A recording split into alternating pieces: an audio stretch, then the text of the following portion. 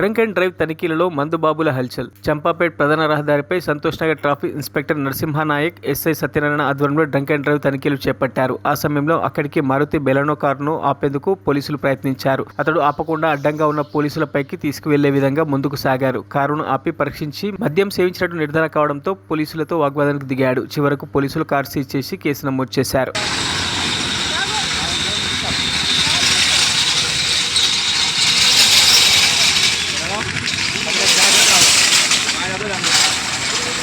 अरे पत्ता लगा दी पहले बारी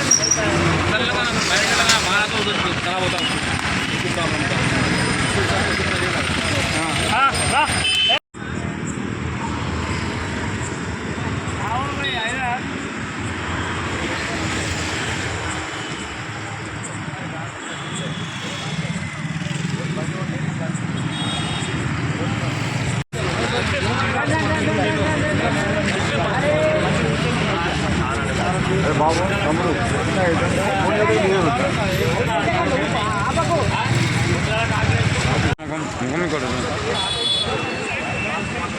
ठाकुर भाई कल मल फोन